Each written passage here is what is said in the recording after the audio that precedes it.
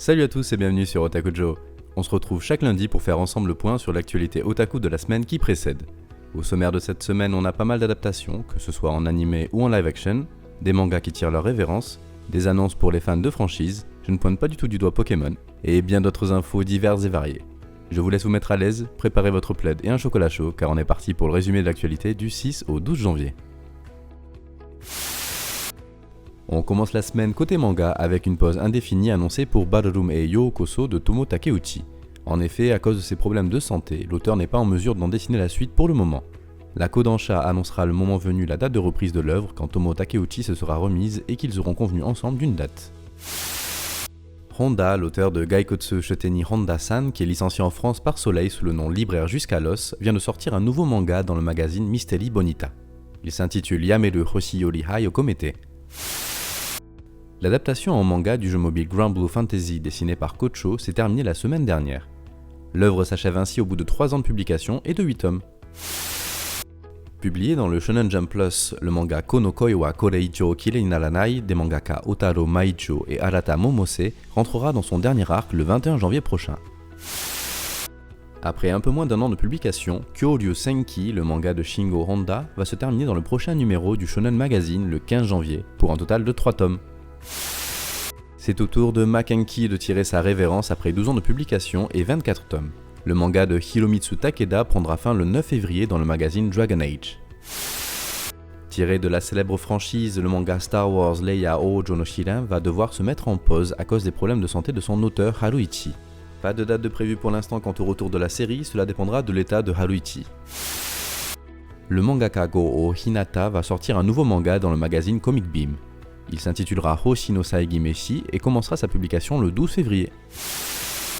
Alors que le deuxième et dernier tome de Sword Art Online Progressive Oe no Bakarore vient de sortir, la saga se poursuit avec Kurakami Yu Yami no Sheizo.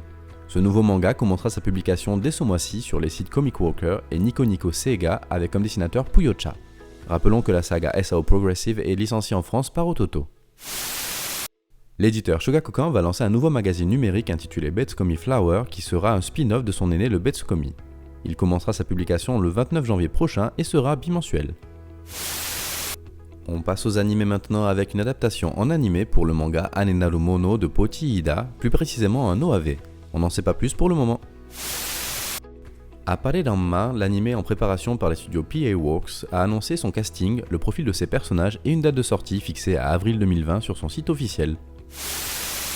Sega Games, l'éditeur du jeu mobile Hortensia Saga, a annoncé en vidéo que le jeu allait avoir droit à une adaptation en animé par le studio Liden Films.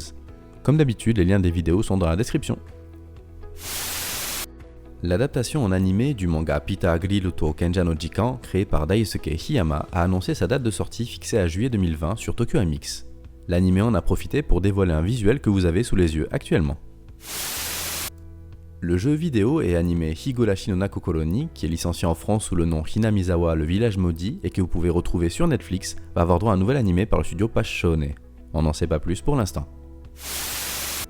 Encore une adaptation en animé avec cette fois-ci le light novel Kuma Kuma Kuma Beer de Kuma Nano et de Zero ni Ryukyu.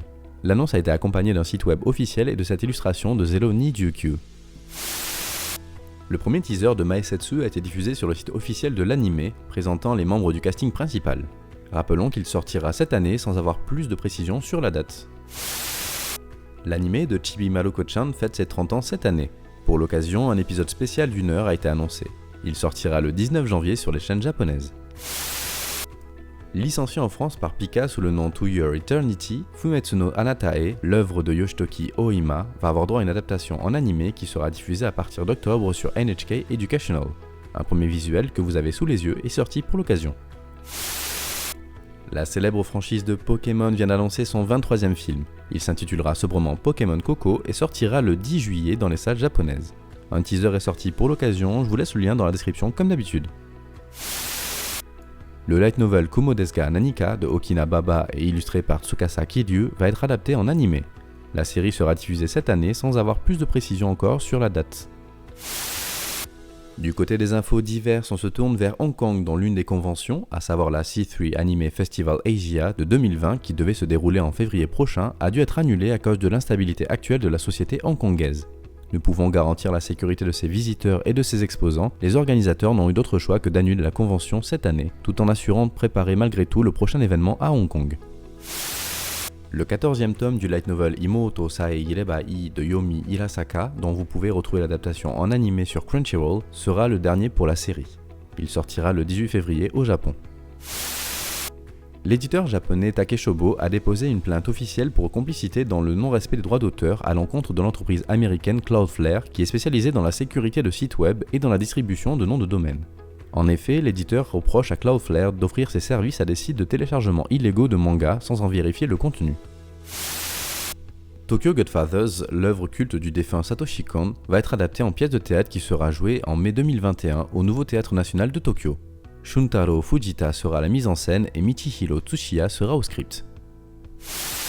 Licencié en France par Delcourt Tonkam sous le nom Kiss Him Not Me, le manga Watashi ga Motete do Sonda de Junko va avoir droit à une adaptation en film live-action qui sortira dans les salles japonaises le 10 juillet prochain.